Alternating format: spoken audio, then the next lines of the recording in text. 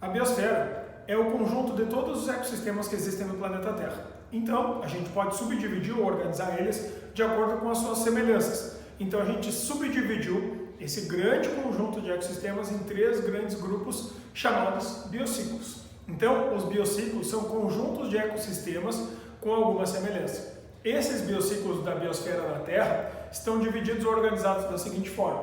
Primeiro biociclo, que é o biociclo terrestre, chamado então de epinociclo, que é todas as variações que nós vamos ter em tudo aquilo que está acima da linha da água, ou seja, a zona continental. De todos eles, é o maior que a gente tem, com o maior número de variações, então a gente vai acabar vendo eles separadamente. Segundo, o biociclo de água doce, chamado de liminociclo, ou então ecossistemas limínicos, ou ainda aquidulcícolas, que significa de água doce. Esse é o menor de todos, é o que representa única e exclusivamente rios, lagoas, açudes, represas, poças de água, lençol freático, ou seja, água doce, sempre. Exclua-se então somente o último, que é a parte do mar. Então o mar é o maior de todos, é o que ocupa a maior parte da Terra, é toda a zona de água salgada. Então todos os mares e oceanos estão dentro desse pedaço, chamado talassociclo, ou seja, o biociclo salgado. Então cada um deles tem variações diferentes. Agora, os de água variam menos do que os de terra, porque a água ela tem limites físicos maiores, porque se subir acima de 100 graus, a água deixa de ser água e vira vapor de água. Se baixar de 0 para menos, a temperatura da água congela. Então ela tem limites, que são os limites da temperatura. Já na Terra, a temperatura pode despencar abaixo de 0 e azar, continua lá. Então o que acaba acontecendo é que cada um desses é subdividido pelas suas características. A primeira delas é a água com sal ou sem, e depois o que está fora d'água. Então, primeira coisinha, a água doce. O primeiro ecossistema, o menorzinho de todos. Tá? Dentro de todo o volume de água que nós temos na Terra, se tu dividir a Terra está dividida assim, ó. 1/4 é terra, é a parte continental que está para fora da água, e 3/4 significa água.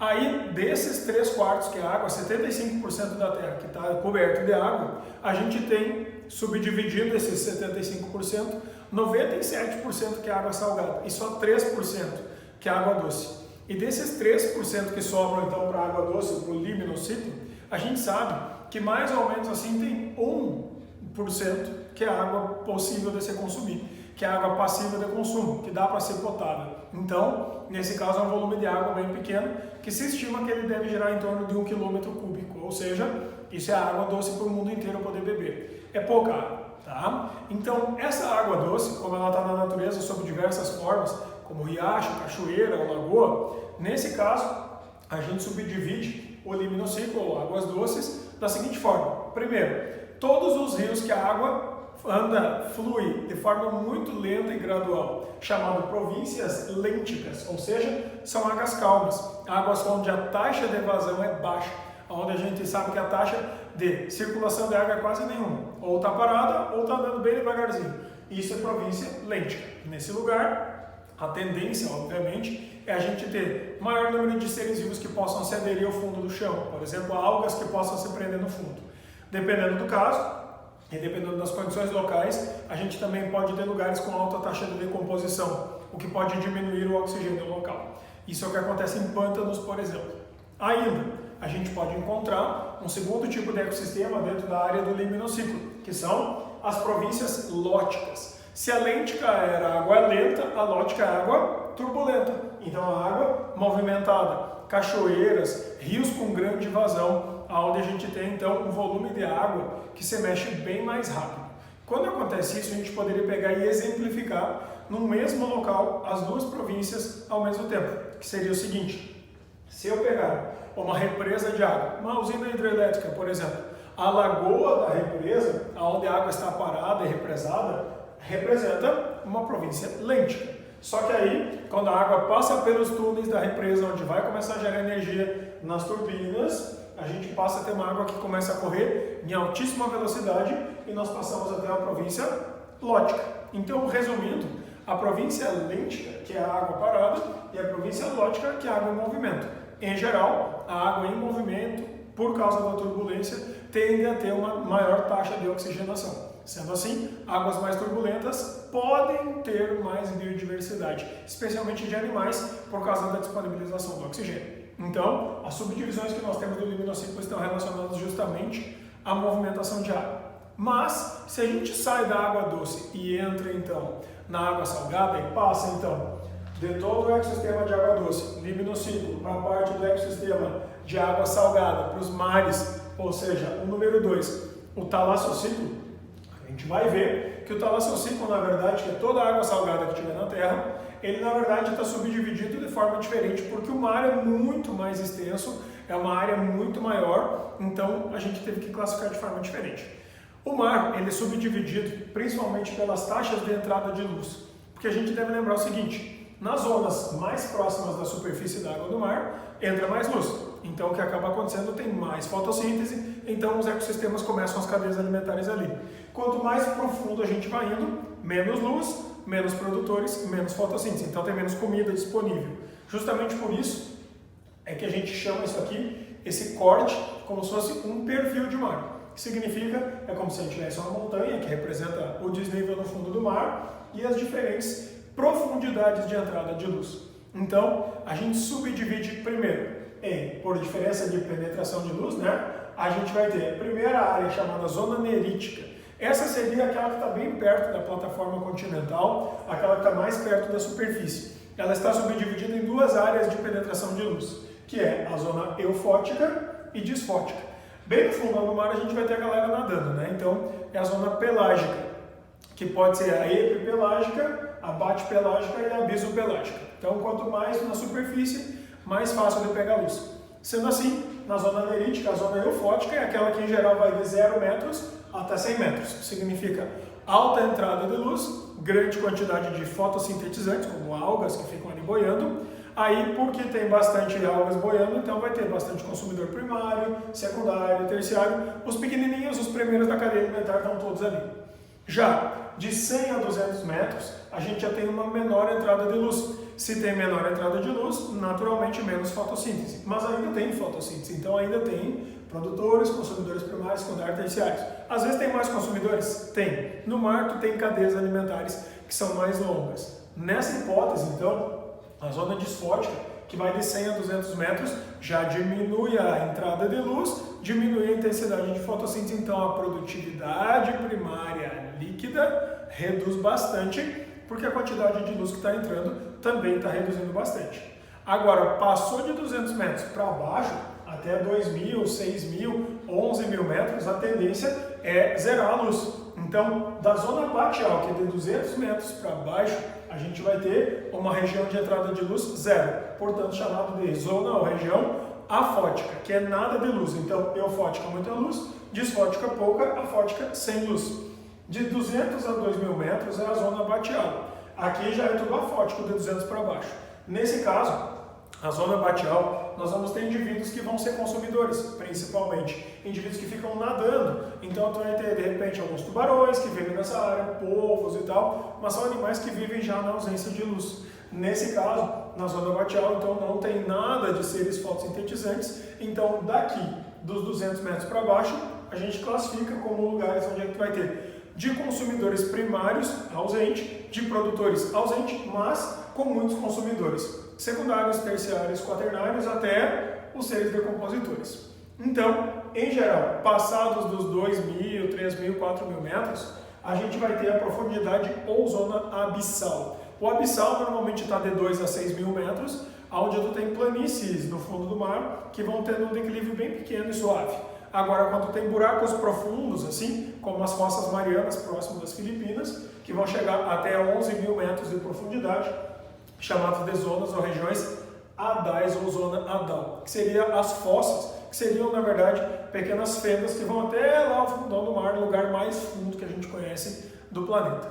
Então, dentro dessas áreas aqui, está subdividido os grupos por entrada de luz. Então, é lógico que quem depende de comer um fotossintetizante vai estar nas zonas mais próximas da superfície. Então, essas comunidades, esses grupos de indivíduos que vivem dentro da água, em especial dentro do mar, mas isso também vale para dentro da água doce, vão ser subdivididos de acordo com o seu hábito de vida.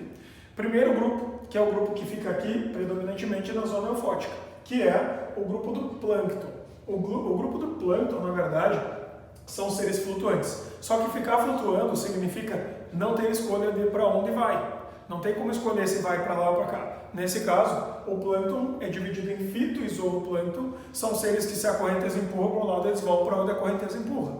Por exemplo, fitoplâncton, algas microscópicas que ficam flutuantes. Essas são as grandes produtoras do oxigênio que a gente consome, né? O oxigênio sai de dentro da água e sobra para a gente poder respirar. Aí, zooplâncton, bichinhos microscópicos normalmente que consomem o fitoplâncton. Então vai ter produtor e consumidor primário. Então, no caso em especial do fitoplâncton, a gente vai ter as algas unicelulares que são lá do reino protista. A gente vai ter de zooplâncton microcrustáceos e eventualmente a gente pode ter, por exemplo, então nesse grupo de microcrustáceos, pulga d'água, copépodes em geral, e aí pode aparecer um outro exemplo importante, água-viva.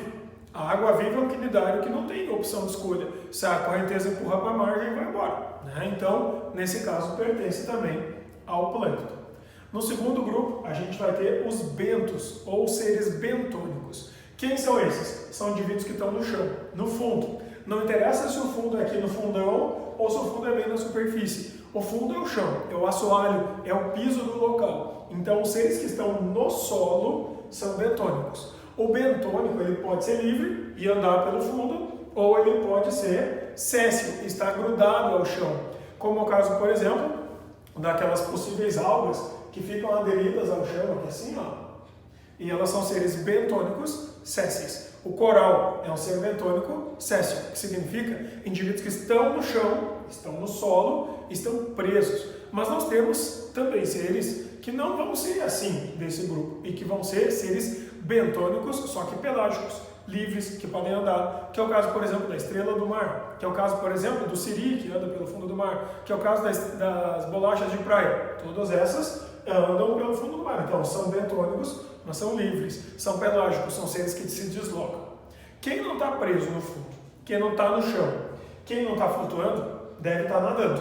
Então, os seres que nadam chamam-se nécton, as suas comunidades. Então, os grupos de indivíduos que estão nadando, tipo tubarão, baleia, os polvos, as lulas, esses peixes todos que nadam, tartaruga também, todos esses têm capacidade de nadar contra a correnteza. Esses que vão contra a corrente e que têm capacidade de escolher para onde vão migrar, esses pertencem ao nécton.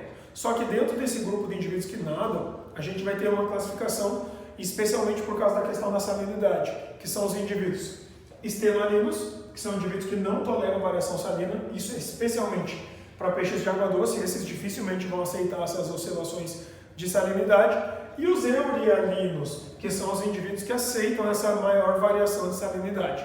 Então, dentro do grupo dos eurialinos, que aceitam essa variação, a gente vai ter indivíduos que passam a vida inteira no mar, mas na hora de desovar e reproduzir, eles vão para a água doce.